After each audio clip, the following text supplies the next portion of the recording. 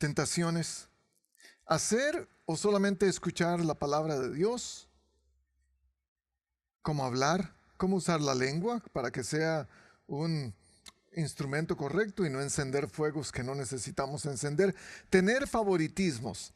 La fe debe ponerse en acción.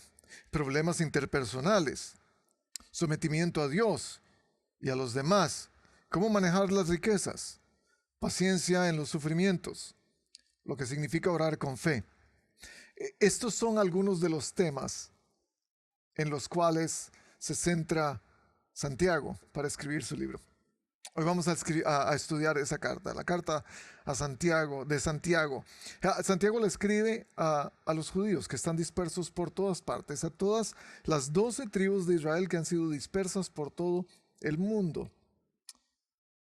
Y especialmente a esta gente que ha venido desde el judaísmo hasta el cristianismo. Santiago yo lo considero como un libro o una carta o una epístola, llámela como usted quiera. Sin embargo, es un grupo de enseñanzas que están escritas para nosotros. Y yo lo comparo con el libro de Proverbios en el Antiguo Testamento. Porque tiene tanta sabiduría, porque todos estos temas de los que hablé al principio están centrados en sabiduría, en cómo ser sabio, en cómo usar la sabiduría para tomar decisiones en nuestra vida. Porque la sabiduría es saber tomar las decisiones correctas, a pesar de que la situación sea la equivocada. Y de eso se trata nuestro tema hoy. Porque déjeme ir un poco más allá. A la hora de usar sabiduría, nosotros estamos pensando en tomar decisiones correctas y sin embargo, muchas veces para tomar la decisión correcta tengo que darme cuenta que yo no tengo la solución correcta. O sea, en palabras más sencillas, que yo estoy equivocado. Si usted quiere saber cómo utilizar la sabiduría en su vida, usted va a tener que pensar en qué es lo que está completamente seguro que usted sabe y que usted frecuentemente tiene que defender con otras personas. Muchas veces vamos a encontrar que en las cosas que creemos estar completamente correctos, que tenemos toda la razón, es donde necesitamos aplicar más sabiduría. Entonces vamos a leer solamente una porción del libro, son 5 capítulos, no vamos a poder leerlos todos, pero los temas que leí al principio son básicamente los temas que toca Santiago, todo basado en la sabiduría. Vamos a leer el capítulo 3 de los versículos 13 al 18. Gracias por estar con nosotros, por acompañarnos. Es un honor entrar a su pantalla, donde quiera que nos vea. También estamos presenciales en la iglesia North Coast aquí en el norte de San Diego, California, en la ciudad de Vista. Y estamos contentos porque esta semana es la última semana para hacer nuestra matrícula de grupos de vida. Y si usted todavía no está en un grupo de vida, sea sabio. Por eso estamos hablando de sabiduría. Sea sabio. Encuentre sabiduría en la opinión de los demás. Encuentre sabiduría en la experiencia de los demás. Encuentre sabiduría en la palabra de Dios, que es lo que estudiamos en los grupos de vida cada semana. Grupos de vida. Esta semana es la última oportunidad para matricularse. Si no está en alguno, por favor matricúlese. Si usted está en otro lado del mundo, si está en otro país, háblenos y tal vez puede comenzar un grupo de vida de North Coast en su país o en su lugar de residencia. Es muy sencillo. Solamente necesita ver nuestros videos, tener el material que enviamos cada fin de semana con las preguntas para los grupos de vida y helo ahí. Usted ya puede tener un grupo de vida en su casa, un grupo de vida de North Coast. Háblenos, escríbanos. info@iglesianorcos.com. Ese es nuestro correo electrónico. Santiago, capítulo 3, de los versículos 13 al 18. Y dice, ¿quién de ustedes es sabio y entendido? Demuéstrelo con su buena conducta. Subraye su buena conducta. Y por medio de actos realizados con la humildad propia de la sabiduría, subraye humildad. Pero si ustedes abrigan en su corazón amargura, envidia, rivalidad y no tienen de qué presumir y están falseando la verdad, básicamente si se creen la mamá de Tarzán, si se creen la última Coca-Cola en el desierto y no tienen ni siquiera Coca-Cola dentro de su vaso, esta clase de sabiduría no es la que desciende de lo alto, sino que es terrenal, estrictamente humana y diabólica. Pero ¿cómo puede ser? ¿Hay sabiduría buena y hay sabiduría mala? Yo creo que sí. Yo creo que hay una sabiduría que viene de lo alto, que es inspirada por el Espíritu Santo. Esa sabiduría tiene más que ver con lo que sale de nosotros. Es ahí donde se expresa. La sabiduría que viene del mundo también se expresa, pero de manera diferente. La sabiduría del cielo se expresa de manera que los frutos que estemos rindiendo son los frutos del Espíritu Santo. La sabiduría que viene del mundo expresa frutos que vienen del mundo. Pero ¿dónde hay envidias y rivalidades? Allí hay confusión y toda clase de mal, dice el versículo 16. Pero la sabiduría que viene de lo alto es ante todo pura, además pacífica, amable, benigna, llena de compasión y de buenos frutos, ecuánime o tranquila, pacífica y genuina. Y el fruto de la justicia se siembra en paz para los que trabajan por la paz. Este es un texto muy sencillo. Es un texto que nos dice, ¿quieres ser sabio? Usa la sabiduría de Dios, porque también hay sabiduría del mundo que puedes usar. ¿Qué tipo de sabiduría estamos usando? Y quizás a través de esta enseñanza que nos está dando Santiago, vamos a poder darnos cuenta qué tipo de sabiduría es la que hemos estado usando. Note dos cosas en este pasaje. Hay dos cosas para notar. La sabiduría se muestra en buenas acciones, o sea, en conducta. Él dijo en el versículo 13, en una buena conducta se expresa la sabiduría, pero también se expresa en humildad. La sabiduría del cielo se expresa en ambas cosas. Humildad, buenas acciones. La humildad, algo interno. Las buenas acciones es el producto. Pero también, comparándolo, porque nos dice que hay sabiduría del mundo y sabiduría del cielo. La sabiduría del mundo, que es necedad, de acuerdo a lo que dice Santiago, se expresa en conflicto y en una insaciable necesidad de ganar. Y es ahí cuando notamos que muchas personas que quieren ser sabias o que pretenden ser sabias, pero siempre quieren ganar, están guiados por un deseo profundo de siempre tener la razón. Esa sabiduría no es de Dios. Porque alguien sabio sabe que lo recto, que es mejor ser recto que ser correcto. Estoy jugando con palabras, pero básicamente es mejor tener justicia que tener toda la razón. Los tontos, en cambio, los necios, piensan que tener la razón compensa el hecho de que son unos odiosos. Compensa el hecho de que demuestran con su altivez y con su prepotencia que lo saben todo. Hay dos principios que caracterizan este texto que acabamos de leer. Me encanta que Santiago comienza diciendo, ¿quién de ustedes es sabio y entendido? ¿Cuántos levantaríamos la mano? Si yo pudiera preguntarle a usted en este momento, ¿quién es sabio entre ustedes? ¿Quién se considera sabio? Muchos levantaríamos la mano. ¿Y por qué? Porque creemos que durante la vida hemos hecho decisiones correctas, hemos decidido bien, hemos tomado los caminos correctos. Y muchas veces eso está bien, eso no tiene nada de malo. De hecho, eso es beneficioso para la vida. Sin embargo, ¿en dónde en dónde has puesto tu confianza? ¿En qué sabiduría? ¿En la del mundo o en la de Dios? Hay dos principios que salen de este texto. El primer principio, número 1, tener la razón de la manera incorrecta es estar equivocado. Y es que muchos queremos, con nuestras explicaciones, con nuestra manera de hablar, con quizás algunas discusiones, dejar en claro que tenemos la razón siempre. Santiago 3, el 14 y 15, dice, la sabiduría que solo quiere discutir es terrenal, no es espiritual, es demoníaca. ¿Cómo le deja usted saber a las demás personas que tiene la razón? ¿A través de discusiones? Porque, oiga Proverbios 17, 15, al que le gusta pecar, le gusta pelear. ¡Auch!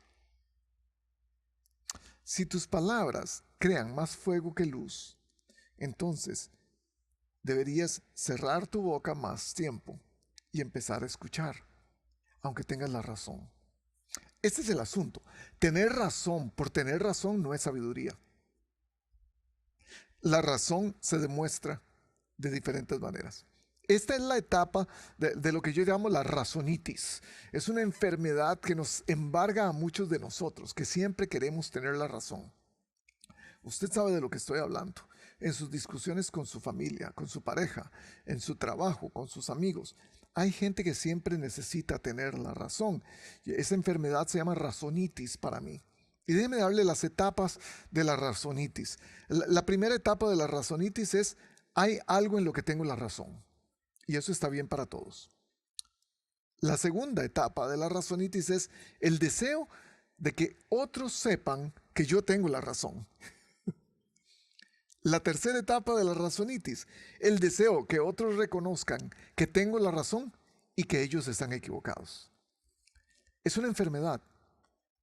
Es una enfermedad que nos lleva a pensar que solamente nosotros podemos tener el concepto adecuado de lo que queremos discutir. Es por eso que hay un proceso para esto. No llegamos ahí por nada.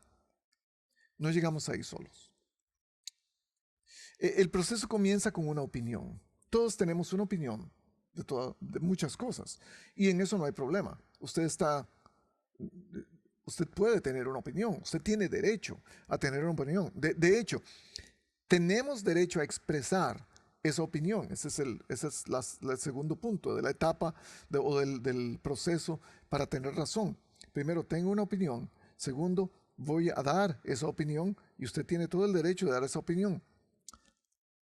La tercera parte del proceso para sentirnos que siempre tenemos la razón es que expresamos esa opinión constantemente.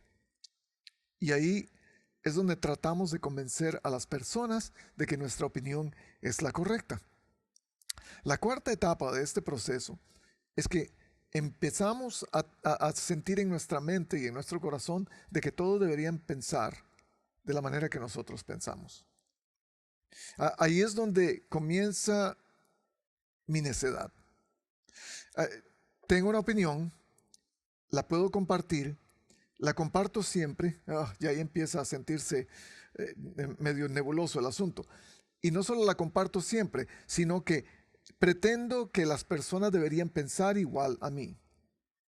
Pero hay una quinta parte, que es, no solo tengo la opinión, no solo la comparto, no solo la comparto siempre, no solo pienso que los demás deberían pensar igual que yo, pero la quinta parte es, si la gente no piensa igual a mí, se convierten en mis enemigos y están completamente equivocados. Esa es la parte donde está la sociedad en estos momentos, en el año 2021. Y si usted no lo ha notado, solo abra su Facebook, solo abra sus social media y vea cómo la gente está sumamente enardecida, dando su opinión y diciendo, esto es lo que yo pienso. Y si usted no piensa igual a mí, usted está equivocado, usted se ha convertido en mi enemigo. Proverbios 10:19 dice, el que mucho habla, mucho yerra, mucho se equivoca. El que es sabio, refrena su lengua. La respuesta amable calma el enojo, pero la agresiva echa leña al fuego. Esto se aplica a todas nuestras relaciones, gente. Se aplica a nuestro matrimonio. Y usted sabe cómo usted lidia con su propio matrimonio. Usted sabe si usted es la persona que siempre necesita tener la razón, que le cuesta mucho decir lo siento, que le cuesta no solamente decir lo siento, pero le cuesta decir yo estuve equivocado en algo. porque la razón siempre tiene que estar de su lado. Usted sabe como padre que muchas veces al discutir con sus hijos, usted cree que solamente por ser mayor que ellos, por tener más edad, usted tiene la capacidad de tomar decisiones más sabias. Eso es un mito, en realidad. Para algunos, esa es la medida de su confianza, tener la razón. Pero tu confianza no debería depender de siempre tener la razón, más bien de no tener miedo de equivocarte. El contraste de alguien que no es sabio y que siempre necesita tener la razón, con alguien que no le tiene miedo al hecho de poder equivocarse, es abismal. Pero ese abismo en realidad se llama humildad. Ese abismo se llama sabiduría. El segundo principio que tengo para este texto es que Jesús nos llama a reclutar. Jesús no nos llama a ser policías. Nos llama a reclutar, no a ser policías. ¿Qué quiero decir con esto? En esto de tener la razón y estar equivocado, muchos de nosotros los evangélicos hemos errado bastante, porque hemos pensado que las otras religiones, que las otras confesiones de fe están completamente equivocados y se han convertido en nuestros enemigos. Es lo que hablé ahorita acerca del proceso de tener la razón. Pero a nosotros no nos toca ganar las guerras culturales o forzar nuestros valores a los demás. No fuimos llamados para eso. No fuimos para darle de bibliazos a la gente en la cabeza para que entiendan quién es Cristo Jesús. Al contrario. No podemos decirle a otros cristianos que hagan exactamente lo mismo que nosotros hacemos solo porque nosotros lo hacemos. No podemos decirle a otras tradiciones religiosas que tienen que convertirse al Evangelio solamente porque nosotros pensamos que tenemos la razón. Hay una manera mucho más sabia para hacer eso. Tenemos que tener mucho cuidado porque Jesús dijo, vayan a todo el mundo y prediquen el Evangelio. Enséñenles. Hagan discípulos, no convénzanlos a la fuerza, no traten de amedrentarlos a través de sus argumentos. Es ahí donde nos podemos convertir en perros guardianes del Evangelio, en los policías del Evangelio, la Gestapo de Dios. Somos los que tratamos de mantener la visión de Dios exactamente como nosotros la vemos. Y usted no sabe, como pastor, usted no sabe cuánta gente frecuentemente me busca solamente para tener una buena discusión acerca de lo que él o ella cree y acerca de lo que yo creo. Segunda de Timoteo 2, del 24 al 26 dice, un siervo del Señor no debe andar peleando, más bien debe ser amable con todos, capaz de enseñar y no propenso a irritarse. En Proverbios también, capítulo 6, de los versículos 16 al 19, el escritor nos da una lista de 6 cosas que Dios odia. 6 cosas que para Dios son detestables. Esta es la última. Al que siembra discordia entre los hermanos, Dios lo aborrece. ¡Auch! Esa actitud no es agradable a Dios. Jesús nos llama a reclutar, no a ser policías, no a ser odiosos profesionales. Ahora, ¿en dónde está usted? ¿Cuál es su llamado? ¿Ha sido su llamado a ser la bandera, el estandarte de la verdad de Cristo? Entonces, en lugar de bendecir al pueblo de Dios con unidad, usted anda buscando uniformidad para que todos se vean igual a usted. Tenemos que tener mucho cuidado con esto, porque el Señor nos llamó a unidad, no a uniformidad. El resto del tiempo quiero pasarlo hablando, ¿cómo sabemos para saber si somos sabios o si solamente queremos tener la razón? Y es importante entender esto, que muchas personas que nos creemos sabios, estamos intentando convencer a los demás de que nuestro punto de vista es el punto de vista correcto, sin entender que no hay sabiduría en esto. es solamente el deseo de querer tener la razón. A pesar de que usted tenga la razón, usted no puede convencer, y yo no puedo convencer a las personas de lo que solamente Dios puede convencerlos.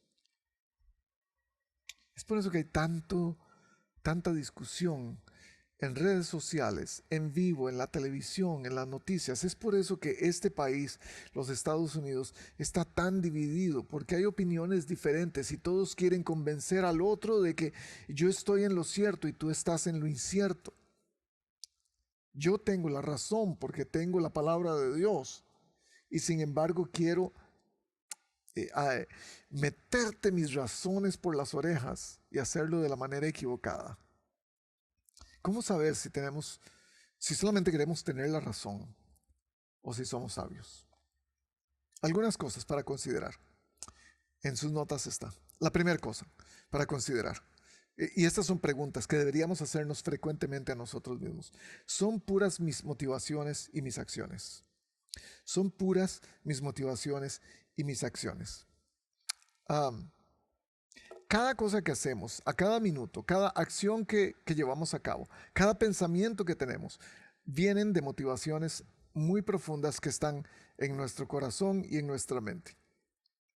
Por ejemplo, ayudar a alguien se ve muy bien, pero depende de cuál es tu motivación para hacerlo, porque puedes ayudar a alguien para sacarlo de un aprieto o puedes ayudar a alguien para sacar algún provecho de esa persona. Voy a ir a algo un poco más espiritual. Podemos leer la Biblia todos los días, podemos orar todos los días, tener las disciplinas espirituales. Algunos de nosotros lo hacemos porque queremos obtener algo de Dios. Muchos de nosotros consideramos la oración el elemento clave para decirle a Dios que Él tiene que hacer lo que tiene que hacer por nosotros, que tenemos que recibir algo de Él. Algunos de nosotros leemos la Biblia pensando que vamos a agradar a Dios más si lo hacemos. Mientras otros consideran que leer la Biblia y orar son solo maneras de estar más cerca de Él, de tener más comunión con Dios. Es por eso que las motivaciones son tan importantes. Santiago nos dice en términos generales, sean sabios a la hora de hacer todo, sean sabios a la hora de sus relaciones personales, sean sabios a la hora de usar su fe de manera práctica, sean sabios de manera que se puedan someter correctamente a los demás, sean sabios a la hora de orar. Es usar sabiduría en todo momento. Déjenme darles un ejemplo. Santiago 1:27. La religión pura que Dios acepta es ayudar al que lo necesita y no se deja corromper por el mundo. Esto tiene que ver con motivaciones. ¿Cuál es la motivación de ayudar al que lo necesita? Es ganas, el deseo, el anhelo de que Dios sea glorificado, no de adquirir algo para ello. A los evangélicos nos encanta evangelizar. Evangélicos, evangelizar. Y sin embargo, muchas veces usamos la evangelización solamente como el medio para convencer a alguien de que está equivocado de lo que está siguiendo antes. Eso es parte, pero no es la totalidad. La motivación del evangelio es para que la persona conozca a Cristo personalmente, de manera que Cristo pueda llegar a ser su Señor y su Salvador. Discípulos, enseñándoles todo lo que Él nos mandó. Pero cuando predicamos a Cristo solamente para convencer, estamos haciéndolo con la motivación incorrecta. Y es que el principio de la sabiduría, dice Proverbios, también es el temor al Señor. Si quieres ser sabio, vas a tener temor para con Dios. El problema para muchos de nosotros es que queremos ser sabios sin necesariamente pedirle al Señor su consejo para saber de qué se trata su sabiduría. Ya sea que coman o que beban o que hagan cualquier otra cosa, cualquier otra cosa. Ya se me trabó la lengua completamente. Ya sea que coman o beban o hagan cualquier otra cosa, háganlo todo para la gloria de Dios, dice Pablo en 1 Corintios 10. Las motivaciones son sumamente importantes para encontrar sabiduría. ¿Qué está motivando tu vida? ¿Qué está motivando el servicio a tu familia? ¿Qué está motivando el servicio a tu esposa, a tu esposo? ¿Qué está motivando tu servicio aquí en la iglesia o en la iglesia a la que asistes? ¿Qué motiva? Vamos a ir a cosas mucho más sencillas. ¿Qué motiva la manera que tienes de trabajar, tu ética laboral? ¿Cuál es tu motivación a la hora de invitar a alguien a tu casa? Las motivaciones tienen mucha importancia a la hora de cómo usar nuestra sabiduría. ¿Son mis motivaciones puras o son impuras? La segunda cosa, trato de buscar cosas en común. ¿Qué quiere decir esto? Santiago, algo que nos está diciendo Santiago en muchas partes de su libro, es que las relaciones son importantes y debemos tratarnos con el respeto con el que Cristo nos trata a nosotros. Pero cuando usamos sabiduría a la hora de interactuar con otras personas, vamos a tener que buscar cosas en común. Yo creo que la mejor forma de evangelismo que tuvo Jesús es buscar cosas en común con otras personas. Es sentarse con los niños para hablar con ellos. Es tocar al leproso cuando nadie pudo tocarlo. Es comer con sus discípulos. Pescar con ellos. Sentarse a la mesa con María, Lázaro y Marta y disfrutar. Ir a una boda. Es buscar cosas en las que estoy de acuerdo con las demás personas para poder entrar en sus vidas. Y aquí yo creo que tenemos que preguntarnos, ¿qué es lo que me gusta más, el debate o la paz? ¿Busco primero áreas de acuerdo o más bien áreas de desacuerdo? Muchos pastores, cuando conocen a otros pastores, quieren saber qué es lo que está predicando para saber si está equivocado y poder corregirlo. Déjenme decirle, yo sé de eso. Y muchos de nosotros estamos buscando la ocasión correcta para encontrar a alguien que no tiene mi misma creencia religiosa o mi misma creencia en Cristo Jesús, para poder acribillarlo con versículos bíblicos y de manera que sepa que está completamente equivocado. ¿Y por qué no deberíamos defender nuestra fe en toda ocasión? Usted me va a preguntar, la Biblia dice que tenemos que defender nuestra fe en toda ocasión. Bueno, muchas veces no debemos cerrar la puerta. Y no estoy diciendo que tenemos que comprometer el mensaje del Evangelio. Estoy hablando de ser sabios, de tener una motivación correcta, la motivación de buscar cosas en común y no cosas que nos separan. Cuando encontramos cosas en común abrimos puertas. No quiero decir que estoy de acuerdo con lo que tú crees. Más bien quiero encontrar cosas en común para saber cómo poder comunicarnos y hablar. Dichosos los que buscan la paz, dice Jesús en Mateo 5. Ellos serán llamados hijos de Dios. Proverbios 10:12. El que crea conflicto, el odio, crea conflictos. El amor cubre multitud de pecados. Trata de compartir menos opiniones. Trata de compartir más historias. Vas a encontrar más cosas en común cuando haces eso. Número 3. Soy respetuoso. ¿Quieres ser sabio? Empieza a mostrar respeto para las demás personas. Respeto significa ser considerado. Considerar la debilidad o la fuerza o la situación en donde está la otra persona, especialmente con las personas con quien más desacuerdos tienes. Ser respetuoso no es algo muy popular en estos días, porque estamos o tenemos derecho a lo que queramos decir. Es un derecho que creemos que tenemos los ciudadanos de este país, los ciudadanos del mundo. Yo digo lo que a mí se me venga en gana, porque es mi opinión. Caramba, si Jesús hubiera pensado eso a la hora de ir hacia el Calvario. Pero sin embargo, ¿qué es lo que Él hace? Él, como cordero manso, cierra su boca. Él pudo haberse defendido. Él tenía toda la razón. Era el Hijo de Dios, pero no abre su boca. Pero al contrario, más bien encuentra cosas en común, la humanidad nuestra, el dolor nuestro, y nos dice, así como yo sufro, ustedes van a sufrir, pero no se preocupen, yo he vencido al mundo. Dichosos los que buscan la paz. Serán llamados hijos de Dios.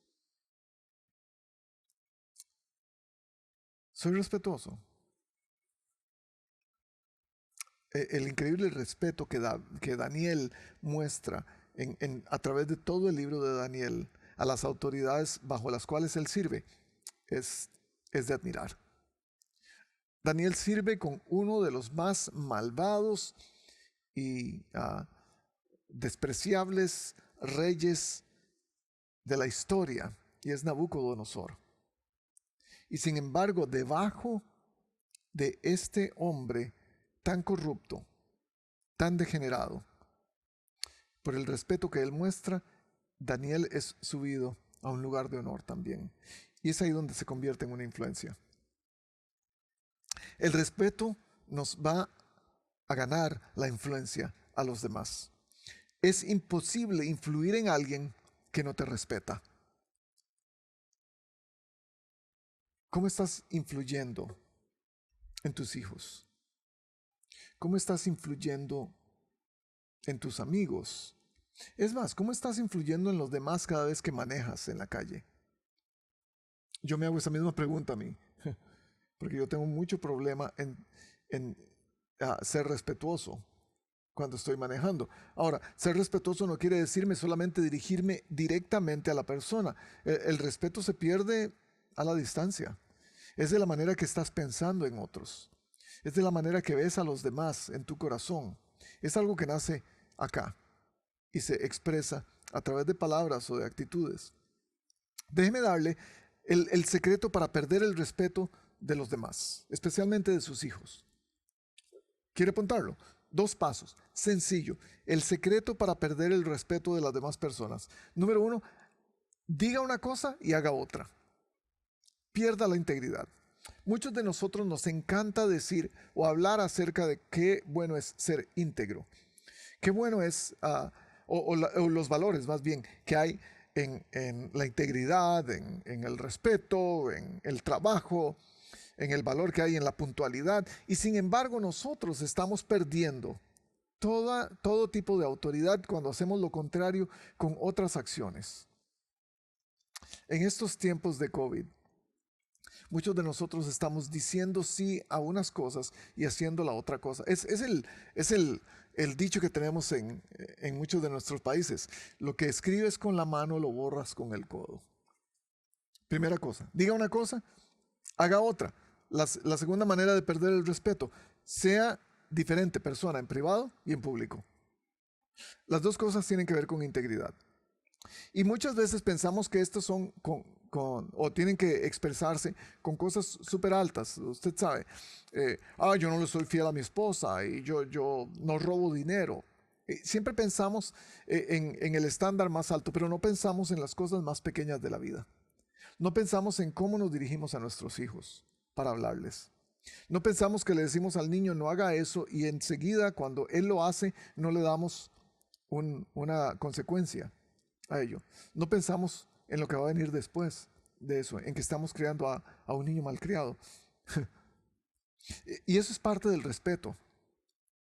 ¿Cómo disciplinas? ¿Disciplinas con respeto o disciplinas con el estómago?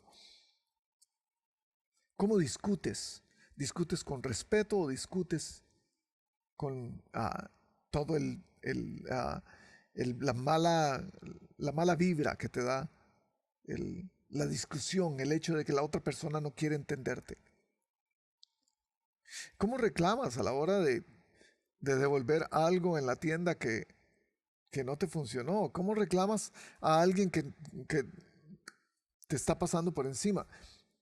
El respeto es sumamente importante para la sabiduría, para demostrar sabiduría. Segunda de Timoteo 2 dice, en cuanto a los enemigos de Dios, sé bueno con todos, sin resentimientos, instruye gentilmente. Esto no es tan fácil, ser respetuoso con los enemigos. Si usted sabe de qué estoy hablando, porque muchos de nosotros hemos tenido experiencias muy malas con nuestros enemigos, sean quienes sean. Y me pregunto cómo Jesús desde la cruz, colgado y sangrando, pudo decir, Padre, perdónalos porque no saben lo que hacen. Esa es nuestra labor. Si necesitas ser irrespetuoso para dar tu opinión, posiblemente tu opinión no es tan importante como tú crees. Si necesitas ser irrespetuoso para responder a un comentario en Facebook, posiblemente tu opinión no vale la pena ser puesta allí, ser escrita. Si no puedes ser respetuoso por alguien que no cree lo mismo que tú, si no puedes ser respetuoso con alguien que está pecando deliberadamente, yo creo que no estás mostrando mucha sabiduría. Respetar a alguien significa tratar sus ideas, su espacio personal, sus necesidades y sus preferencias aún como si fueran las tuyas. Eso es respeto. Pero hay un nivel más alto del respeto y se llama la honra, honrar a alguien. Y honrar a alguien significa tratar a todas esas cosas en una persona como si fueran más importantes que las tuyas. Esa es la honra. Ese es el estándar de Jesús. Cuando nos dice que cada uno de ustedes trate al otro como si fuera mayor que ustedes, wow. Llevó al respeto a un nivel mucho más alto. Y es que a través del respeto, número 4, a través del respeto, permito que otros me enseñen. Si soy respetuoso con otras personas, ellos van a ser respetuosos conmigo y ambos nos vamos a enseñar mutuamente. Y yo me pregunto, déjeme hacerle esta pregunta a usted también. Usted siempre tiene que ganar, siempre tiene que tener la razón. Tengo el caso, conozco a unos niños que juegan con mis niños que siempre necesitan tener la razón, siempre necesitan ganar. Es difícil. Es difícil verlos porque, y yo aprendo solamente con verlos, porque estos niños hacen lo que tienen que hacer, hacen lo que sea para ganar.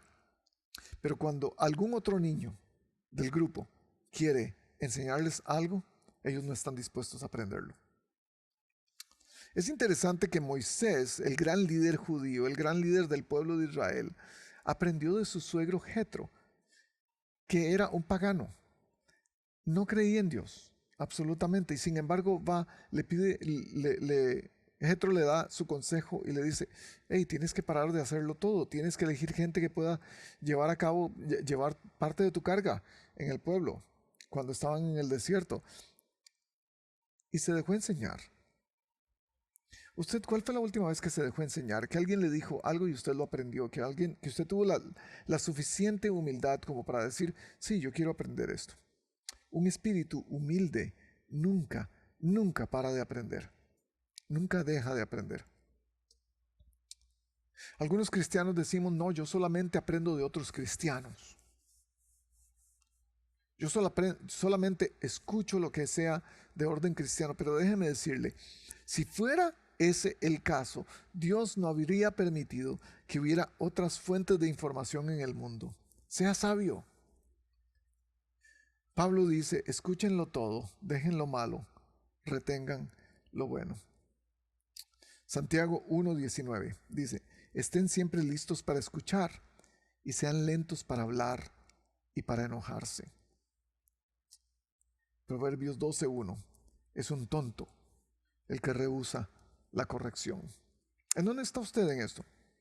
¿Le es más fácil enseñar o aprender? A nosotros los hombres nos encanta enseñar y nos encanta dejar a los demás saber que sabemos mucho. Ese es nuestro género. Nos encanta hacer eso. ¿Ha parado usted en algún momento y ha pensado: ¿qué me ha enseñado cada persona con la que tengo contacto cada día? En mi caso, muchas veces son las personas que menos creo que me pueden enseñar algo las que más me enseñan. Y eso nos lleva al número 5. Soy misericordioso y justo. Soy misericordioso y justo. Misericordia es cuando no recibimos lo que merecemos. Cada uno de nosotros es pecador. Merecemos el castigo eterno. Es ahí donde Dios nos da su misericordia. Gracia es, al contrario, recibir lo que no merezco O sea, me dan más de lo que pudiera yo esperar. ¿Qué es lo que le recuerdas más a la gente? ¿Lo que merece o lo que no merece? Porque algunos de nosotros andamos por la vida recordándole a la gente que ellos no son merecedores de lo que podrían hacer. Es más, algunos de nosotros andamos por la vida recordándonos a nosotros mismos que no merecemos nada. Y la misericordia y la justicia se quedan en otro lugar. Justo significa ser imparcial. No tengo estándares de dobles. No creo que alguien es mejor o peor que la otra persona. No me río con esta persona sabiendo que prefiero a la otra. Este es el estándar de Dios.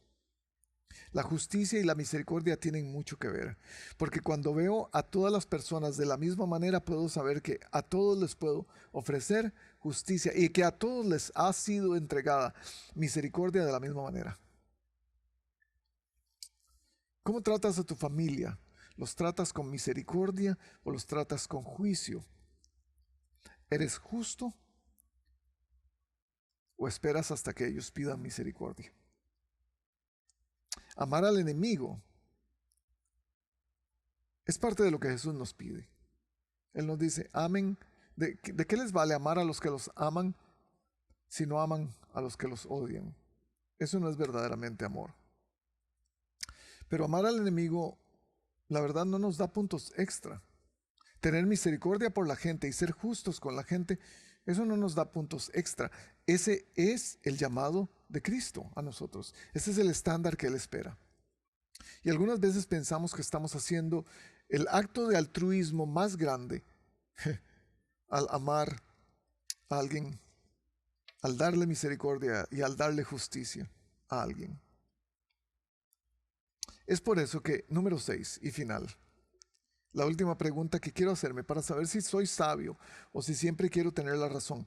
¿Estoy produciendo confianza o creando conflicto?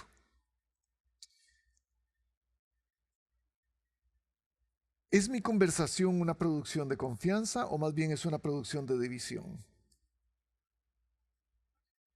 ¿Son mis discusiones acerca de temas importantes o de cualquier tema en realidad? En casa, en el trabajo, en la oficina, en la calle, con mis amigos, en el club, donde sea. Son esas conversaciones, discusiones que me van a llevar a tener siempre la razón, me van a llevar siempre a ser digno de confianza. Porque déjeme decirle, de nada vale que usted gane cualquier discusión y que usted dé por sentado que tiene la razón. De nada vale que cuando estén conversando usted y su esposa y discutiendo acerca de esta cosa que siempre los divide, que siempre está en medio de ustedes. De nada vale que usted tenga la razón si la confianza de su esposa o de su esposo ha sido rota. De nada vale. Porque algunas conversaciones es mejor no tenerlas. Algunas palabras es mejor no decirlas. Si a través de su silencio va a crear la confianza que necesita y no el conflicto que no necesita. Proverbios 9, 7, 8 dice, el que corrige al burlón se gana que lo insulten. El que reprende al malvado se gana su desprecio. No reprendas al insolente, no sea que acabe por odiarte. Reprende al sabio y te amará. ¿Estás ganándote la confianza de la persona o estás ganándote el conflicto permanente con ella? El fruto de la paz es justicia, dice Santiago 3:18. Creemos que atacando más a quien nos ofende, vamos a lograr más, pero más bien lo alejamos más. Creemos que atacando más a la persona que no piensa como nosotros, vamos a dar por sentado que tenemos la razón. Qué bueno que Jesús no quiso tener la razón.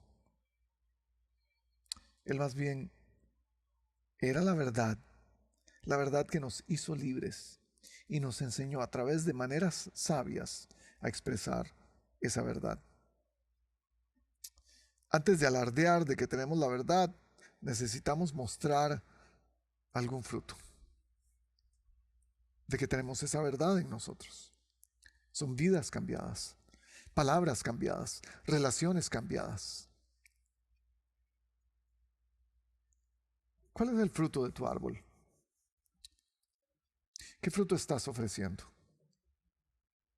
La mayoría de policías y perros guardianes del Evangelio, la mayoría de gente que quiere tener la razón siempre, estos no tienen ningún tipo de mente cambiada. Hay frutos en sus vidas, pero los frutos se marchitan, se pudren fácilmente. Una cosa es ser celoso del Evangelio, otra cosa es ser odioso por el Evangelio. Una cosa es tener una razón, otra cosa es tratar de que esa razón destruya tu vida, tus relaciones y todo lo que Dios quiere darte a través de su gracia. A los justos los guía su integridad, dice Proverbios 11:2, 11:3. A los justos los guía su integridad, a los falsos los destruye su hipocresía. Sé sabio. Todo esto para decir, sé sabio.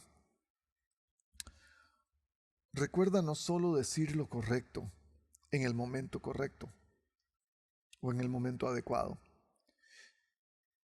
Recuerda más no decir nada en el momento más propicio para decirlo. A veces tenemos tantas palabras para decir. A veces tenemos tanto que decir, tantas razones que ofrecer, que se nos olvida que hay momentos adecuados.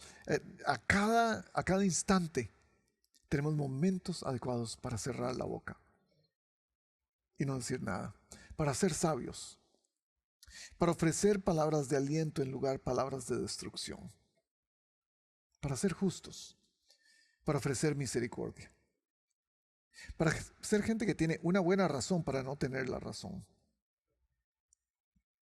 La sabiduría es el premio que recibes por una vida que has sabido escuchar en vez de haber preferido hablar. Y esa es mi pregunta hoy. ¿Qué está haciendo el Evangelio contigo? Santiago nos remueve los cimientos y nos dice, ¿qué estás haciendo con tu vida? ¿La vas a hacer un monumento a la necedad? ¿Un monumento a tener siempre la razón, aunque la gente te considere un necio? ¿O lo vas a hacer un monumento a la justicia, a la sabiduría, a la razón, a la humildad? Es el camino de Cristo. Y si en tu vida has experimentado solamente querer tener la razón, constantemente tienes conflictos, constantemente estás tratando de convencer a otras personas de que estás en lo cierto, déjame orar por ti. Porque Jesús quiere que tomes el camino a la cruz, el camino a la autonegación, que tomes tu cruz cada día y tu cruz posiblemente es tu razón, que te la pongas al hombro y digas, voy a estar crucificado con Cristo y ya no vivo yo, Él vive en mí. Y si Él vive en mí, posiblemente voy a tener menos que decir. Pero lo que voy a decir, lo voy a decir sazonado, con sal, dice el Evangelio, para que el mundo entienda quién es Cristo y no tanto cuáles son mis razones. Señor, pido por cada una de las personas que detrás de esta cámara han escuchado este sermón y han querido tener la oportunidad de callarse, de cerrar su boca en algún momento, que el Espíritu Santo pueda darles esa oportunidad, que el Espíritu Santo pueda darles el don del silencio. Y que podamos entender cómo a través de ser sabios, a través de ser humildes, a través de ser justos, de ser misericordiosos, a través de ser empáticos con la gente, de saber tratar a la gente con las cosas que tenemos en común, podemos ganar este mundo para Cristo. Que la sabiduría sea lo que interceda antes de yo tener algo que decir, para dar mi opinión. Y es por eso que pedimos el socorro del Espíritu Santo, porque Él es el que nos va a llevar a toda verdad y nos va a decir qué podemos decir y qué no debemos decir. Y es por la presencia del Espíritu Santo en nuestras vidas que tenemos la confianza de que esta oración está siendo escuchada y va a ser efectiva en nuestras vidas. En el nombre de Jesús. Amén.